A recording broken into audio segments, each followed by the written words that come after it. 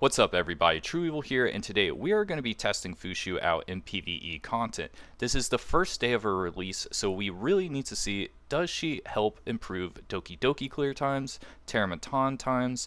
We're not going to be testing her in Aurora obviously, and then we're going to take her into the Grim Pursuit modes and seeing whether or not she is going to either improve the clear times or just make the runs more consistent. Then we're going to take her into hard Ember Trek and see whether or not she can do those final modes. I think those are the three most important things for a lot of people, and well, if she's going to shine in any of that content, she's going to shine in Ethernet Rally in my opinion. So this is going to be crucial because although her kit looks amazing, she's the first healer that has a team-wide speed up, which, this is the first character that has a targeted banner that you can get this for your account, which for a lot of people who don't have, say, Lily, this is going to be huge. And if you do have like a certain character such as Mio who can give the speed up, well, you don't necessarily need a CC character in every instance of the game, but you do need a healer probably in every instance of the game. So having this healer shielder who can also increase turn meter and give a speed up buff is just like really huge in my opinion. So if this character can really help out with a lot of content, it's going to make it so she is worth the pulls more so than Nahor. So let's see if she actually improves anything. Now, before we begin, let's talk about how I'm going to have her built. She's going to be a little bit on the weak side. We did 6-star her, but because double XP weekend is in 2 days, I don't necessarily want to farm the books to make her max level, so she's going to be sitting at a level 7 mark. And she also will not have her optimal PvE final matrix. I do think her best in PvE content is going to be Wellspring, Cure, and then for this, Evolguard. But we do have Ether Plague, which is going to make her just more tanky. She's going to have way more HP. It's going to be really, really nice. And then on the shell, we aren't going to be using what I think is her optimal shell, but we do have the optimal passives.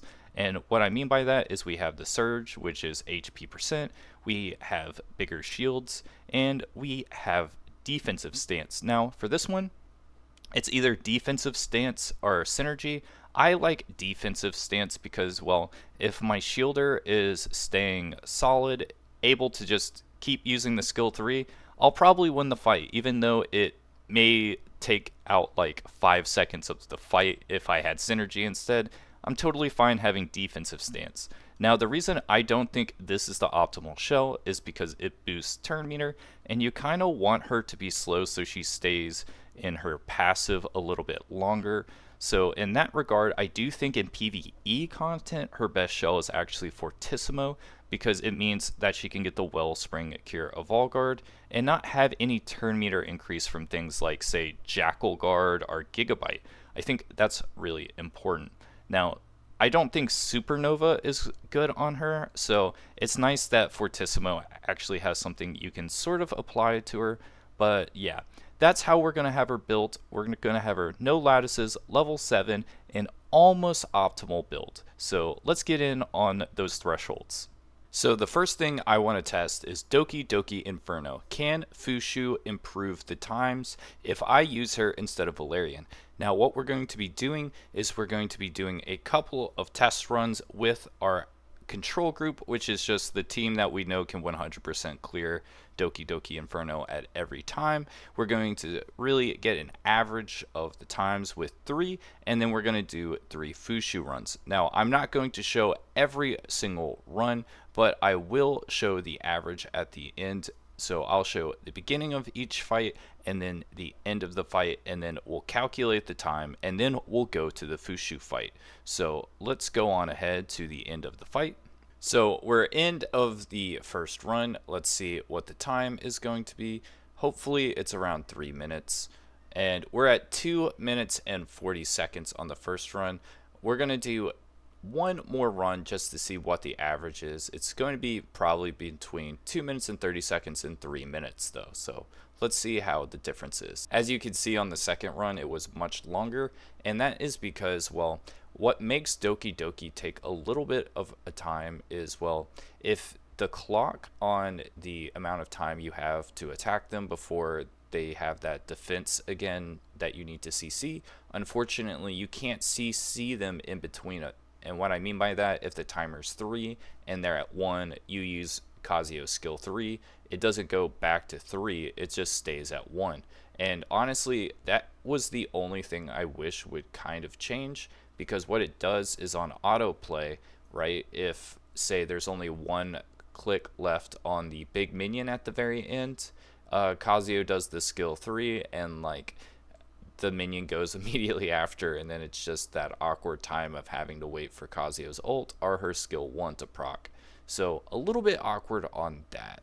So let's see if Fuqiu changes any of the time. Now, a big thing to keep in consideration is that my Fuqiu is a level 7 6-star versus the Valerian being a 6-star level 50, so that is going to be pretty important on this. So let's see how big this speed up is going to be, because I honestly think that this might be the game changer for me.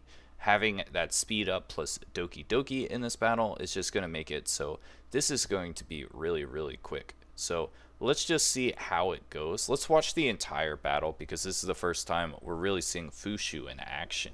And right now, I can already tell that it's just going a lot quicker. And it's really cool watching her passive go in the turn meter, right? She was going to act before the Andrew right there, the blue Andrew, and then she kind of just moved it. And the heal is pretty, like, it's very noticeable on a lot of these heals, and the turn meter increases if you're watching. It's really noticeable. So this wave, it's going a little quick. Unfortunately, this is what makes DokiDoki take forever, right? We get stuck in that awkward phase of it's just like, we can't damage them for like 10-15 seconds, and we're not manually playing to make it actually take less time. It is what it is, though. So let's see how it goes on this turn. I really like the little, I think it's a card or like a gemstone that is like going around her. That's actually kind of cool. It really accentuates that she's got a big caboose, in my opinion. Really enjoying that on the Fuqiu.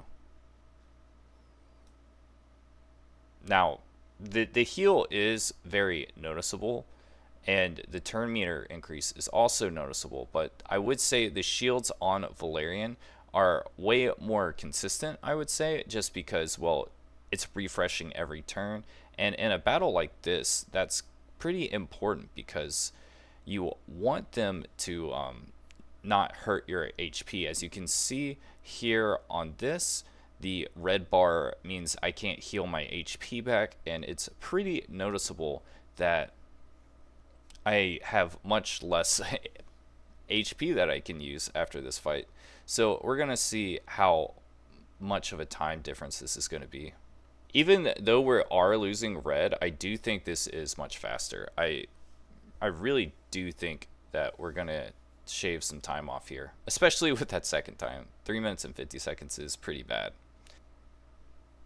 So here, it's definitely not an upgrade from the first time, but it's an upgrade from the second time, right? We're smack dab in the middle, where the first time was 2 minutes and 40 seconds, and then the second time was like 3 minutes and 50 seconds. Now we're at 3 minutes and 10 seconds.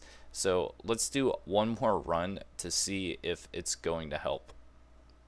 Now, I will say that she is a little bit on the lower level side compared to Valerian, but also one thing to keep in consideration is if we're consistently getting 3 minutes and we're not having to deal with just like an awkward 4-minute time, it may be worth replacing Fuqiu, but right now it's looking like Valerian might be better. So let's do a couple more runs. Now we're at round 2. Hopefully the time does get a little bit better, because, well, I hope she was worth it. So, bring in the noise. And, you know, this is just the first thing we're checking as well. It may be that even though people said she was a Doki character, I do believe where she's going to shine is Ember Trek. So we're definitely going to be checking Ember Trek next and really figuring out if she is worth the juice or not. Because I'll be honest, the resource materials in this game are really important. So if she's not already just like doing better than a Valerian that's at 115, then, you know, why upgrade her, right? So we're getting to the end of the second round, and what I'm seeing is just like it's it's a little bit more consistent. I see where I'm pretty sure where she's gonna shine, and where she's gonna shine is these longer fights. I have it really does seem like that because of the amount of push up she's going to do.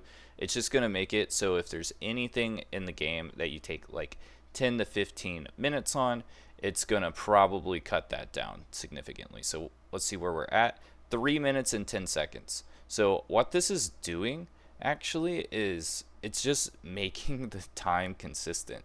Now, instead of me being all over the place with 2 minutes and 30 seconds to 4 minutes, we're at the 3 minutes and 10 seconds. So it's not as like, I would say it just makes it consistent. So there's not those awkward like extra couple of minutes that it makes it be like, why is my Doki taking forever?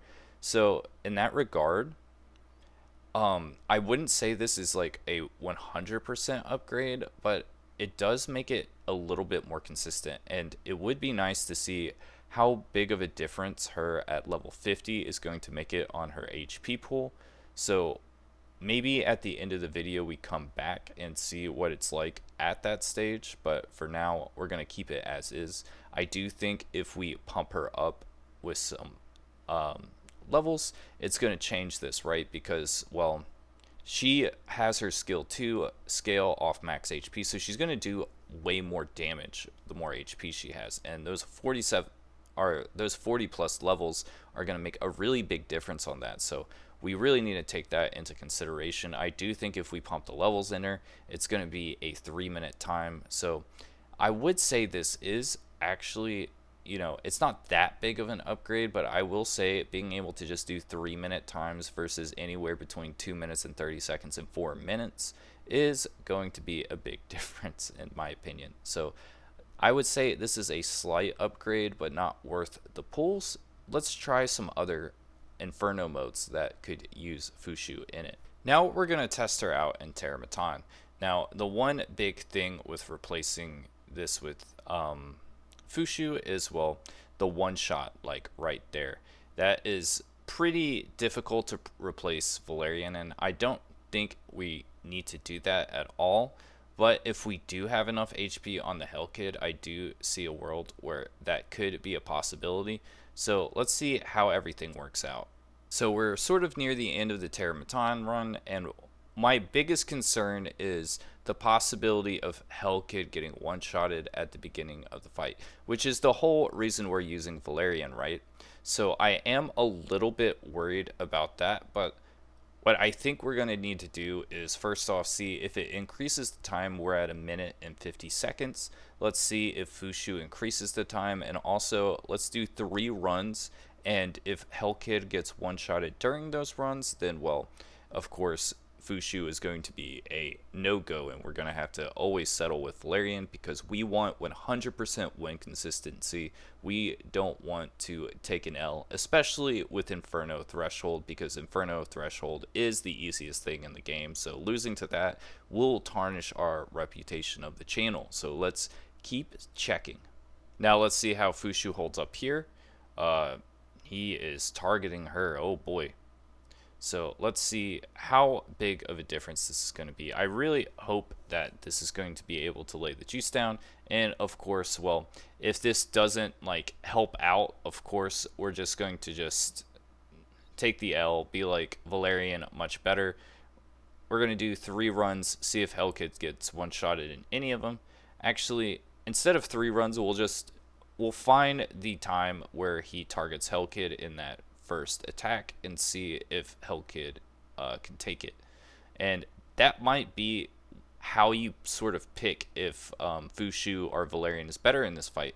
If you have someone who can get one-shotted, then of course, then you're not gonna want Fuqiu, right? But if you are able to just survive and not have to deal with that, then it might just be better to, well, use Fuqiu for the increase. So we won't know until we've tried it. So let's see what the time is at the end of this fight and really get that check. So one thing I did notice a lot in this run is that when we despell the defense up, usually we don't really get more than like one attack, if any, to really hit him while he has defense down and none of that. So already we're not getting an increased better time on this. So, you know, that's a little concerning that it's not better than Valerian. Maybe let's try a couple more runs and see if it's better. Yeah, I wonder if it's just because of the levels on the character that we're not getting the same amount of time, because it would make sense, right? Because the shield scales off the HP, but it's not necessarily the shield that we're caring about. We're really focusing on the speed up and the turn meter increases and decreases, just so we get more actions in and things like that.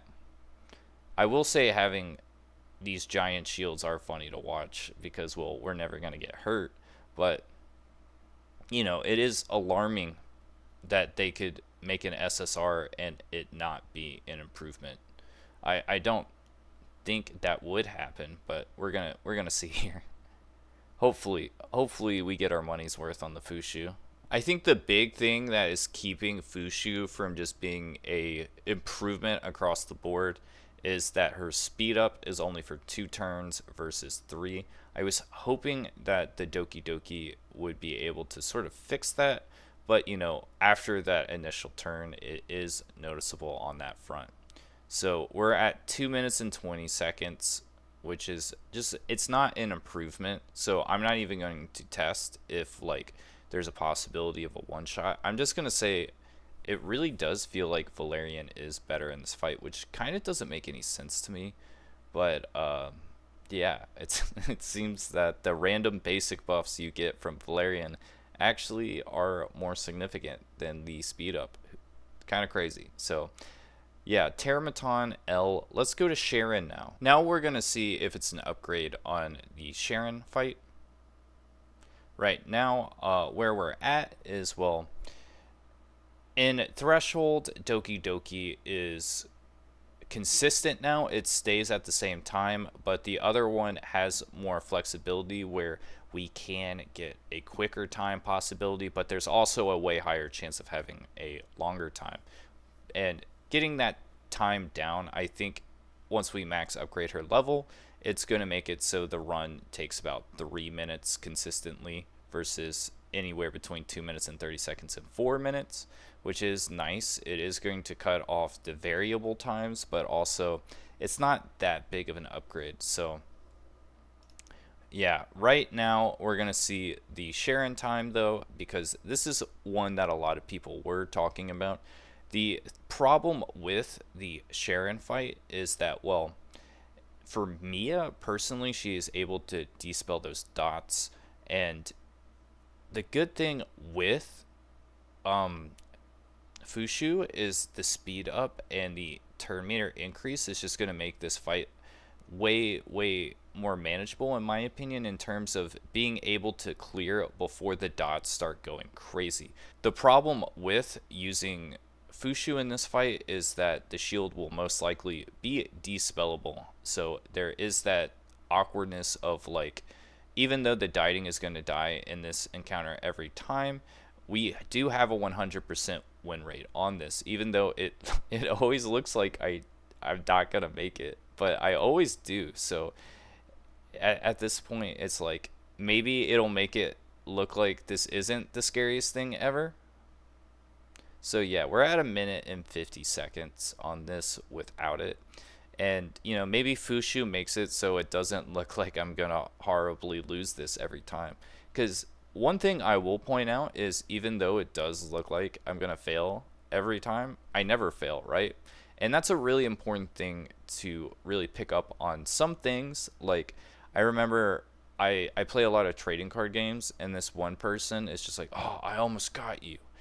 You just got lucky. And this person would say that probably every time I would play them every week for 2 years. And it's like, oh, did I actually get lucky every game we played against each other for 2 years? Or did it just, this is called consistency, right? It's always down to the wire sometimes, but if it's always down to the wire and it's always the same way, then it's consistency, even though it looks really mid. So let's try it with Fuqiu. So a big thing is how much is the speed up going to matter, because she does have D-spells, so it will make it a little bit awkward on that front. But what I think is going to make this fight a lot better is going to be the speed ups if they stick. Now, as you can see, the shields kind of didn't do much. They did get dispelled on half of them, but we're getting the turn meter increase in just that nice HP regen from her passives. So there is still definitely an improvement. And wait, this is actually looking pretty significant in my opinion. This is a big difference actually. We are over the halfway mark and our HPs are all full, and we're getting the next thing. I I didn't think this fight would actually be improved this much. And that's why it's really important to test things, right? Some things, it just seems like, oh, this is going to be better, obviously. It looks better on paper. But when you see it in action, it's just like, wow, this was really important. And it might be because this is undispellable, the Moonlit Fails. So I think her being in Moonlit Veil really just makes this fight so much easier and manageable. Holy moly, this is a big difference. Oh my lord.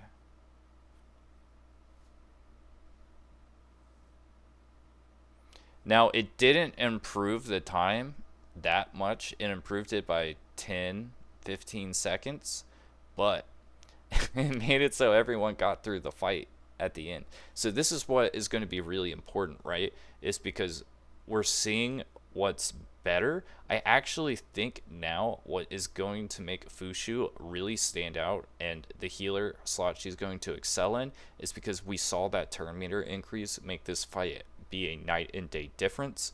What I think Fuqiu is going to be great in is actually Ember Trek and anti-sync echoes. So let's just do one more fight just to see if that wasn't just a fluke with how much HP they had at the end, and then go to Ember Trek. So from the looks of it, Fuqiu definitely improves the Sharon run significantly. It makes it so the characters don't look like they're going to be destroyed all the time, and we actually have enough speed up and turn meter increase to be able to survive the battle without getting absolutely demolished. So that's a really, really big thing in my opinion. Now, of course, it's still a little bit the same where sometimes characters die because of just how much dot is on them, but you know, we're still going to get that dubskis. It's just, well, this fight just feels a little bit RNG because of just like how much the increases. So here it feels like it's harder for the characters to be destroyed. I did 5 runs. This is definitely the latest of the runs, but from what it seems is it's pretty much a consistent 10-second increase in times on this. So for that, I'm going to say for Inferno Sharon, for me, Fuqiu is a complete upgrade, and I do think that once she gets to level 50, that, well, of course it's just going to be better than the other 6-star level 50 at that point because it'll be equal playing field. So right now, Inferno Sharon, dubskis. Now, I do think this is a stretch, but I do want to just see in Shadowflame Hoyan if she does add any sort of consistency to this fight. Because, well, we've got the Oval, we have the Dot team, and I will say for some reason, even though it was a 100% consistency before, for some reason I don't change my gear up, and then the next day, even though I had 100%, I won like 100 times, it'll just go to it won't win. And we're going to see here if it's a really big change, I think. And honestly, yeah, it's Shadowflame Hoyan. It's definitely not the move to use Fuqiu.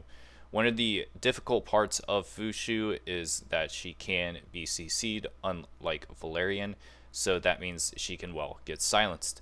And in the two hardest fights, which is going to be Rengo and Shadowflame Hoyan, you do have to deal with getting silenced. So in that aspect, I will say that Fuqiu definitely, for the two hardest farm bosses, definitely is not going to be the move on those. So let's move on to Ember Trek. So now that we've gotten the farming stages out of the way, that's pretty much not really why I would even pull for a character, at least for me personally. What I would pull for a character for, though, is Ember Trek. Ember Trek is something that just takes a little bit too much time, in my opinion. The last two bosses on hard 36 and hard 42, for example, are just taking like way too long, in my opinion, for me to be able to pay attention to the fight. So that's why it's on auto right now, even though I know taunting Phoebe is just going to make a lot of things easier. What we're going to be doing here is see if, well, it makes it so the fight doesn't take a billion years, because unfortunately I built a bruiser team for PvP, and what that does is, well, it makes it so some in-game modes feel horrible because I don't have like cleave, because the game sort of forces you to build cleave, which is something I find kind of weird because, well, I mean, why have 52 characters if you want me to build a very specific way? But that's just a little bit too much of a rant, and we're going to see if Fuqiu actually makes it so we can clear this, because at the end of the day, I don't really care how much time it takes, but if we have it so, well, it doesn't take a million years to clear this, then that's a 100% for me, a reason enough to upgrade and use Fuqiu. And if I have to put a couple of lattices into her to make her even better at that, then so be it.